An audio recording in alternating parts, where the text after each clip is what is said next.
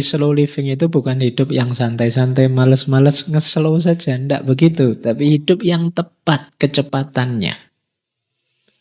Kata Honore, menikmati jam dan menit daripada sekedar menghitungnya. Kita selama ini kan lebih banyak menghitung waktu, bukan menikmati waktu. Bismillah. Assalamualaikum warahmatullahi wabarakatuh. Slow living.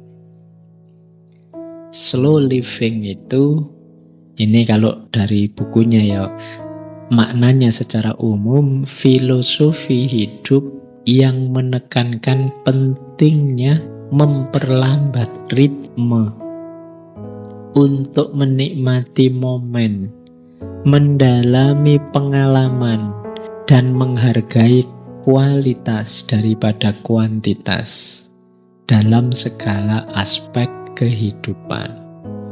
Jadi karena memang peradaban kita hari ini agak terlalu cepat, ada pentingnya kita lambatkan sedikit.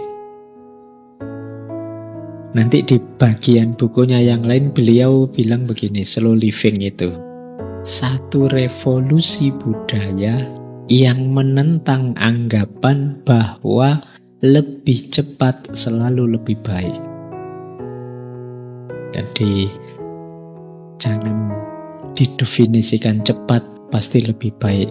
Filosofis slow, kata Honore, bukan tentang melakukan segala sesuatu dengan kecepatan lambat. Jadi meskipun begitu bukan kok terus ayo kalau begitu berlambat-lambat, bukan itu. Tetapi berusaha melakukan segala sesuatu dengan kecepatan yang tepat. Jadi karena sebelumnya kita terlalu cepat, fast culture, kan perlu diperlambat. Diperlambat itu biar ketemu ritmenya yang pas. Jadi targetnya bukan berlambat-lambat, tapi menemukan ritme yang tepat, yang pas. Karena kemarin terlalu cepat. Jadi slow living itu bukan hidup yang santai-santai, males-males, nge-slow saja. Tidak begitu. Tapi hidup yang tepat kecepatannya. Kata Honore, menikmati jam dan menit daripada sekedar menghitungnya. Kita selama ini kan lebih banyak menghitung waktu, bukan menikmati waktu. Sudah berapa jam ngaji kita ini? Wah, kurang berapa menit lagi ya. Saya kok rasanya sudah tidak betah ini. Saya kan ini, kamu tidak bisa menikmati momen, kamu menghitung waktu tiap hari. Wah, sudah kuliah semester 2 sekarang atau semester 3 sekarang, berarti kurang 2 tahun 3 bulan kamu ngitung waktu terus. Wah, usia saya sekarang sudah 25 tahun lagi, berarti nanti ditanya kapan nikah ini mesti. Karena kamu ngitung waktu. Kamu tidak bisa menikmati waktu yang kamu lakukan selama ini menghitung waktu. Dan itu menyiksa. Nggak enak menghitung waktu itu. Nah, slow living filosofinya apa? Menikmati waktu, jam dan menit daripada sekedar menghitungnya. Melakukan segala sesuatu sebaik mungkin, bukan secepat mungkin. Filosofi ini tentang kualitas, bukan kuantitas dalam segala hal. Mulai dari pekerjaan, makanan, hingga mengasuh anak. Jadi ini beliau ingin semacam revolusi. Yuk manusia mulai ngerem, manusia mulai melambatkan diri. Jangan terlalu cepat, terlalu ambisius, itu merusak.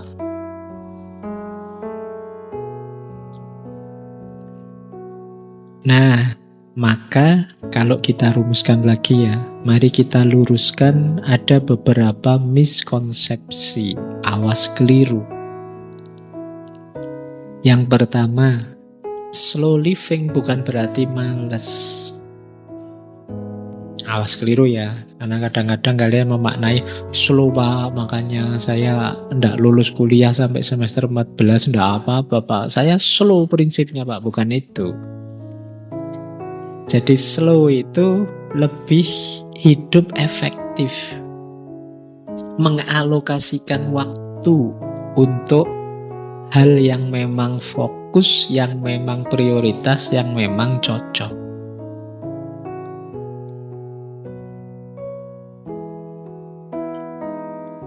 Jadi bukan males. Jadi solo living ini tidak untuk yang males, tapi untuk yang terlalu cepat, untuk mengurangi kecepatan. Ya meskipun ada yang bilang, tapi males itu kadang-kadang penting loh Pak. Ya. Ada satu buku yang menjelaskan begini, alhamdulillah masih ada orang males. Paling tidak ada orang yang tidak ikut menyumbang kekacauan dan kerusakan di muka bumi. Iya, kemarin kan kita belajar ekologi bulan lalu itu betapa agresifnya manusia karena ambisinya, cita-citanya, keinginannya terus bikin kerusakan ini, kerusakan itu. Nah, paling tidak orang males itu tidak ikut andil merusak dunia ini. Wong dia nggak ngapa-ngapain kok. Itu jasanya paling enggak itu ya. Oke. Meskipun jangan kamu pakai alasan, nanti ini dipakai alasan Pak, saya males itu ya mending Pak, saya enggak ikut andil ngerusak gitu. Oke, jadi slow living bukan berarti males. Yang kedua, slow living bukan berarti menunda. Waktunya kerja ya kerja saja, tapi ngerti ritmenya. Jangan tergesa-gesa, juga jangan ditunda. Kalau memang sudah waktunya action, action. Kita pilih yang paling cocok, waktu yang paling tepat, durasi yang paling sesuai untuk kita. Kita tahu kapan dikerjakan, kapan istirahat. Jadi bukan menunda. Dan juga bukan, nanti ada yang bilang slow living itu kan mungkin gaya hidup cocoknya ya di pedesaan-pedesaan Pak, daerah dalam. Ini gaya hidup yang penting untuk semua orang. Siapapun perlu gaya hidup yang tepat seperti ini, kata Honor, di kota maupun di desa. Jadi kalau dulu kesannya yang nge-slow itu orang desa, ya mungkin orang desa sudah menjalankan serba sedikit konsep slow living ini, bisa menikmati hidup, bisa mindful. Harusnya gaya di desa menulari yang kota, tapi kan sekarang kebalikannya, gaya kota nular ke desa. Orang desa sekarang tidak kalah ambisius, tidak kalah kemerungsungnya dengan orang kota, tidak kalah fasnya peradabannya. Kalau tidak percaya kalian nanti yang kuliah di sini waktu pulang kampung mesti kaget-kaget. Perubahannya cepat juga di desa kita itu. Nah, jadi ini tidak desa, tidak kota. Jadi tidak hanya untuk negara maju, tapi juga untuk kita. Kita kan sebenarnya juga sudah maju ya. Insya Allah. Iya kan, harus optimis kita. Baik, jadi ini miskonsepsi. Banyak yang salah paham terhadap slow living. Bukan malas, bukan menunda-nunda, juga bukan cocoknya di pedesaan saja. Kata Karl Honore, bersikap lambat berarti mengendalikan ritme hidup sendiri. Engkaulah yang memutuskan berapa cepat harus melangkah dalam konteks apapun. Jika hari ini aku ingin melangkah cepat, aku akan melangkah cepat. Jika besok aku ingin melangkah lambat, aku akan melangkah lambat. Yang kita perjuangkan adalah hak untuk menentukan tempo sendiri. Kita yang tahu siapa diri kita, kapan kita kuat, sejauh mana kita mampu, kapan kita harus istirahat, kita kan yang tahu. Ayo kita putuskan, kita tentukan sendiri. Jangan mau dijajah, diarahkan, diatur tanpa kita pertimbangkan daya dan kekuatan kita. Ini yang diinginkan oleh Honoré. Inilah nanti yang disebut slow living. Oke, kita lanjutkan. Sekarang prinsip-prinsipnya. Dari buku-bukunya Honoré, kalau saya simpulkan, setidaknya ada 10 prinsip pokok dari slow living. Jadi kalau kalian ingin hidup yang slow, perhatikan 10 ini. Yang pertama, kesadaran. Yang tadi kita sebut mindful tadi. Mari hidup secara sadar. Untuk yang pertama ini yuk kita banyak belajar misalnya dari Socrates tentang self-awareness, tuntutan untuk mengenali diri, menyadari diri. Siapa aku? Apa kelemahan-kelebihanku? Aku tipe orang yang seperti apa? Ini kesadaran-kesadaran diri. Di situ nanti kita bisa ngukur, oh saya mampunya sejauh ini. Kalau kerja fisik seperti ini ya saya bisanya yang selevel ini dan seterusnya. Jadi ini yang pertama, kesadaran. Yang kedua, keseimbangan. Jadi slow living itu seimbang. Jangan fokus nyari kesenangan fisik saja, lupa kepuasan batin kita. Atau mengejar ambisi kepuasan batin saja, lupa kesehatan fisik kita. Harus seimbang.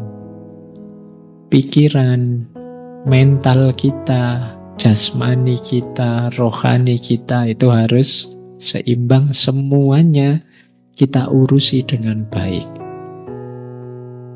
Jadi kalau dalam agama ditambahi lagi ya dunia ya akhiratnya harus seimbang. Ini kunci kedua. Jadi kalian merasa, Pak saya ritmenya tepat Pak, tapi kamu yang diurusi hanya urusan kesenangan materi saja, ya masih belum seimbang. Prinsip kedua, keseimbangan. Kemudian prinsip ketiga, kualitas di atas kuantitas. Awas jangan keliru, kuantitas itu untuk mendukung kualitas. Jadi jangan fokus di kuantitasnya, tapi fokus di kualitasnya. Kadang-kadang kita beraktivitas sebentar, tapi dalam itu lebih berkualitas daripada banyak tapi dangkal. Yang tadi banyak contohnya ya. Jadi bagaimana ketika terlalu fokus pada kuantitas, kita mengabaikan kualitas. Lebih melihat yang konkret-konkret, lupa bahwa ada yang di-upgrade kualitasnya.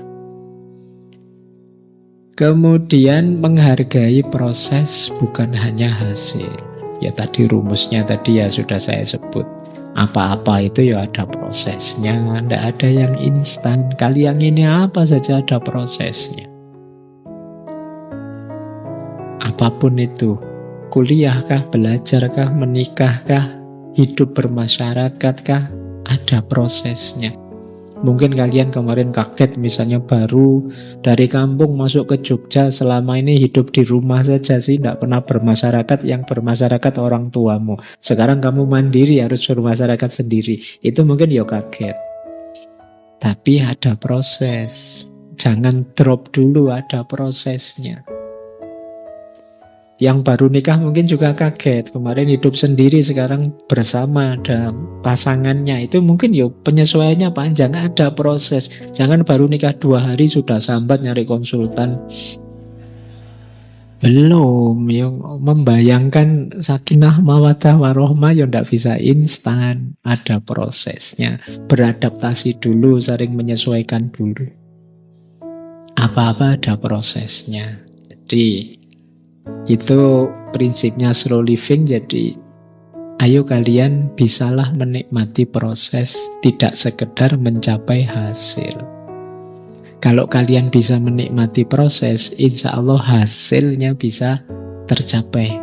Tapi kalau kalian tidak sabar mengikuti proses, kemungkinan hasilnya juga tidak bisa kalian raih.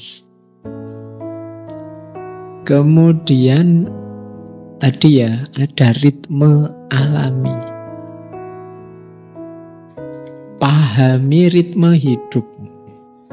Memang yang awal tadi kesadaran jadi kuncinya. Jadi jangan lupa kita ini ada ritmenya. Kapan kerja, kapan istirahat, ada ritmenya. Di titik mana kalian mulai lelah, mungkin saatnya kalian mengurangi banyak kegiatan dan lain sebagainya. Kemudian kesederhanaan, simplicity. Sederhananya, konsep simplicity itu jangan memasukkan, melibatkan, nambah-nambah aktivitas kegiatan yang tidak ada hubungannya dengan dirimu atau tujuan-tujuanmu. Kadang-kadang kita itu nyari masalah sehingga hidup kita jadi kompleks, jadi ruwet. Bukan beban kita ikut-ikutan komen misalnya, terus dibantah orang, kita ngamuk jadi rame. Itu nyari masalah.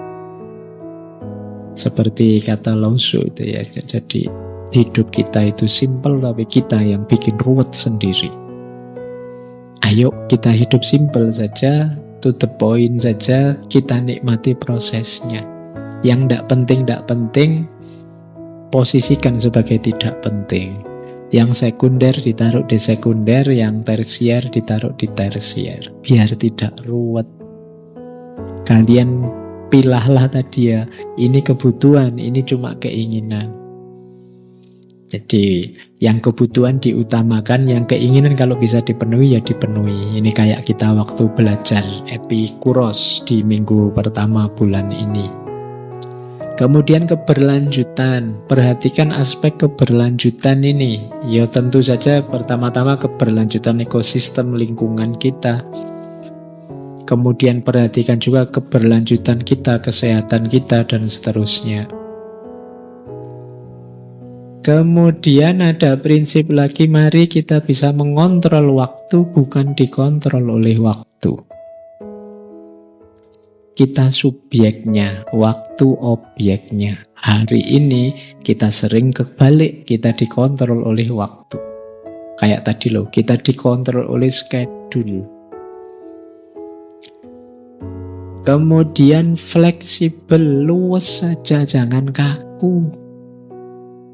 Kemarin Pak saya begini, tapi sekarang kok tidak mungkin lagi ya Pak, karena ya sudah diganti saja. Kan tidak apa-apa.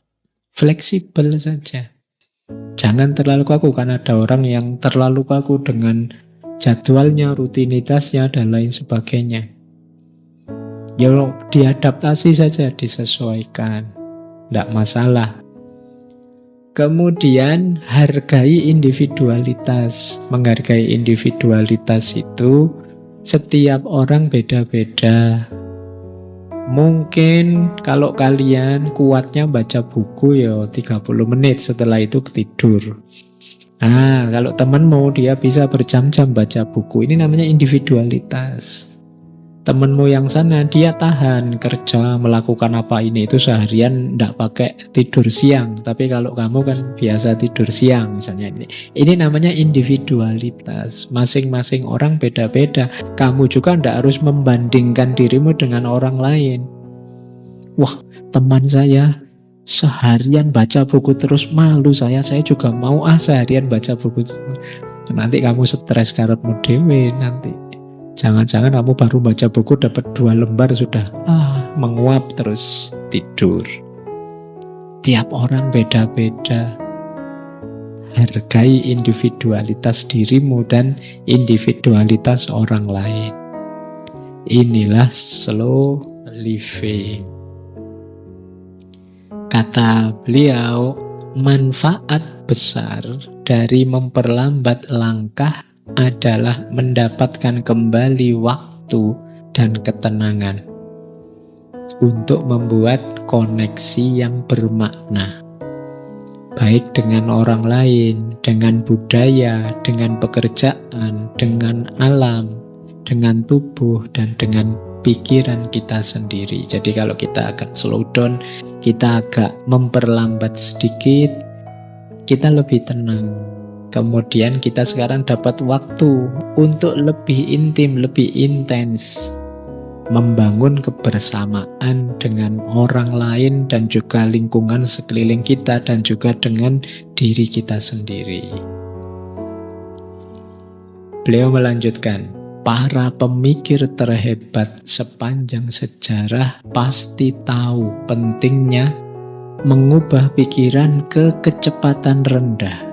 Jadi orang-orang besar itu pasti ngerti pentingnya slow living ini. Buktinya apa? Misalnya Charles Darwin menggambarkan dirinya sebagai pemikir yang lambat. Einstein terkenal karena suka nongkrong, saya bilang tadi kayak ngelamun berjam-jam menatap angkasa di kantornya di Universitas Princeton.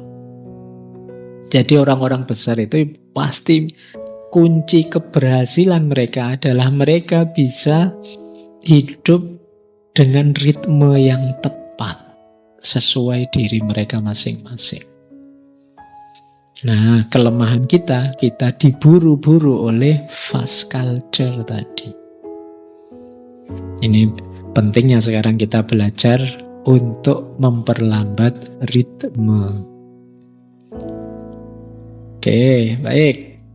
Semoga sudah bisa ditangkap ya maksudnya slow living. Setelah ini kita belajar 3 gaya hidup yang banyak dijelaskan oleh Carl Honore tentang slow living. Yang pertama slow food, yang kedua slow traveling, dan yang ketiga slow parenting. Kita awali dari slow food. Seperti apa sih slow food? Tadi kan ada kritik pada fast food. Apa sih pesan dari gerakan slow food? Yang pertama jelas ya, melawan budaya fast food. Kalau fast food, makanan itu hanya dilihat jadi bahan bakarnya tubuh. Jadi hanya melihat itu. Kemudian ya biasanya makanan olahan, nutrisinya kurang, cara makannya tergesa-gesa dan lain sebagainya. Namanya fast food ya, makannya mungkin tergesa-gesa. Biar cepat habis terus melakukan pekerjaan yang lain. Sementara slow food mendorong kita untuk menikmati makanan sebagai ritual yang penuh perhatian, melibatkan bahan yang berkualitas, waktu memasak dinikmati, dan kebersamaan dalam menyantapnya. Nah ini mungkin tadi ya banyak diinspirasi di desa-desa itu kan lebih slow food. Kemudian menghargai proses memasak. Kalau di peradaban modern banyak orang mencari cara cepat masak atau tidak usah masak sama sekali, eman-eman waktunya. Tapi slow food ini menganggap proses masak itu penting. Penting meluangkan waktu untuk masak sendiri bahan-bahan segar yang dibeli sendiri. Dan memasak itu pengalaman berharga, tidak sekedar tugas, tidak sekedar kewajiban. Kalau teman-teman sudah bisa menikmati momen indahnya memasak, nah ini kalian sudah mulai masuk ke ranah slow food. Yo, ndak laki-laki, ndak perempuan. Sekarang kan banyak malah yang cowok-cowok yang juga chef ya. Saya ndak tahu kalian apa bisa masak apa ndak. Tapi biasanya kalau kalian masak sendiri, itu rasanya seperti apapun, ayo saja dimakan. Sudah terlanjur dimasak. Itu nikmatnya orang masak sendiri. Saya ngalami dulu di pondok itu begitu, rasanya kayak opo, anunya kayak opo, dimakan saja. Dan indah kebersamaannya, proses masaknya, dan lain sebagainya. Yang ketiga, slow food itu punya visi tadi ya, bahan makan yang lokal dan berkelanjutan. Kalau fast food itu bahan-bahan yang diproduksi massal, yang kadang-kadang dampaknya buruk pada lingkungan dan juga efeknya untuk industri lokal. Kalau slow food, bahannya lokal, organik, musiman, sesuai musimnya. Sehingga rasanya, kualitasnya itu dijamin, juga mendukung petani-petani dan produsen lokal. Slow food menikmati makanan dengan perlahan-lahan, mengunyah dengan penuh perhatian, menikmati rasa dan aroma. Kalau fast food, cepat yang penting. Kalau fast food, makanan itu individual, sifatnya isolatif. Kalau individual itu maksudnya orang lebih makan sendiri-sendiri. Kalau slow food itu makan bisa jadi sarana mempererat hubungan sosial. Jadi bareng-bareng. Slow food ini menghargai tradisi kuliner lokal. Kalau fast food itu biasanya pakai standar global. Ini gerakan yang tadi ya diawali di Italia.